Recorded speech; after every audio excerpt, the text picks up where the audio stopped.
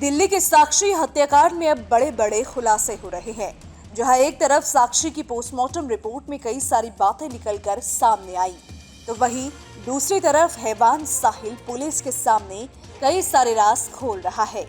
अब पता चला है कि आरोपी साहिल रविवार सुबह से ही साक्षी की हत्या की ताक में था। पुलिस को सीसीटीवी कैमरे की फुटेज में इसके सबूत भी मिले। वहीं अब एक और बड़ा खुलासा हुआ है साक्षी हत्याकांड को लेकर। साक्षी को मौत के घाट उतारने वाला साहिल खुद खौफ में था। वो खौफ में था झबरू नाम के शख्स से। आखिर कौन है झबरू जिससे हैवान साहिल डरा हुआ था? झबरू में उसे अपना काल नजर आ रहा था। दरअसल साक्षी की हत्या का आरोपी पुलिस की पूछताछ में लगातार नए खुलासे कर रहा है। साक्षी के पुराने दोस्त प्रवीण के साथ बढ़ती नजदीकियों की वजह से हत्या करने की बात कहने वाला आरोपी अब नया खुलासा कर रहा है। उसने पुलिस को बताया है कि इलाके में रहने वाला दबंग युवक अजय उर्फ अज्जू ने उसे साक्षी से दूर रहने की धमकी दी थी। उसे आशंका थी कि झबरू उसकी हत्या कर सकता है। इस आशंका को देखते हुए उसने साक्षी को ही रास्ते से हटाने की साजिश रच डाली। पुलिस सूत्रों का कहना है कि आरोपी साहिल पूछताछ में कई नई बातें बता रहा है और अपना बयान भी लगातार बदल रहा है। उसने पुलिस को बताया कि साक्षी की हाल ही में अजय उर्फ झबरू नाम के एक लड़के से दोस्ती हुई थी। झबरू इलाके का एक दबंग लड़का है।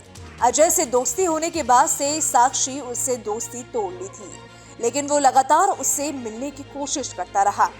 वारदात के एक दिन पहले साक्षी अपनी सहेली भावना और झबरू के साथ उससे मिली थी। साहिल के लगातार साक्षी का पीछा करने को लेकर तीनों की उसके साथ कहासुनी हुई थी। इस दौरान झबरू ने साहिल को साक्षी से दूर रहने के लिए धमकाया था। उसके बाद ही उसने साक्षी को रास्ते से हटाने की ठान ली। हालांकि पुलिस अधिकारियों का कहना है कि उसके बयानों की सत्यता की जांच की जा रही है। पुलिस ने मंगलवार सुबह मेडिकल करवाने के बाद उसे रोहिणी कोर्ट में पेश किया, जहां से पुलिस ने उसे 2 दिन के रिमांड पर भेज दिया है। पुलिस इस दौरान उससे हत्या के कारणों के साथ साथ हत्या में इस्तेमाल चाकू की बरामदगी का प्रयास कर रही है। बुलंदशहर में गिरफ्तार होने के बाद शुरुआती पूछताछ में साहिल ने खुलासा किया था कि हत्या को अंजाम देने के बाद उसने मोबाइल फोन को बंद कर दिया, जिसके बाद उसने मोबाइल से सिम निकाल ली। उसने मोबाइल और सिम को पास में ही ठिकाने लगा दिया। उसके बाद वो रिठाला पहुंचा, जहां एक मैदान में उसने वारदात में इस्तेमाल चाकू को फेंक दिया। इस खुलासे के बाद सोमवार रात पुलिस उस मैदान में चाकू की तलाश में लगी हुई थी, लेकिन पुलिस को चाकू नहीं मिला। रिमांड पर लेने के बाद एक बार फिर से पुलिस चाकू की बरामदगी के लिए उसे अपने साथ लेकर उस जगह पर जाएगी जहां उसने चाकू को फेंका था। और ऐसे में अब क्या पुलिस के हाथ सबूत लगेंगे या नहीं लगेंगे, वो देखने वाली बात होगी। लेकिन यहाँ हम आपको बता दें कि जांच सूत्रों ने बताया है कि पुलिस प्रवीण से भी पूछताछ करेगी और फिलहाल प्रवीण जौनपुर में है।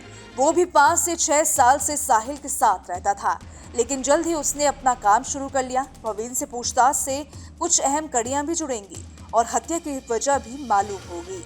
दिल्ली कांग्रेस के अध्यक्ष अनिल कुमार ने मंगलवार को पीड़ित परिवार से मुलाकात की और उन्होंने दिल्ली में बढ़ते अपराधों और कानून व्यवस्था के लिए भाजपा और आम आदमी पार्टी दोनों को ही जिम्मेदार ठहराया है।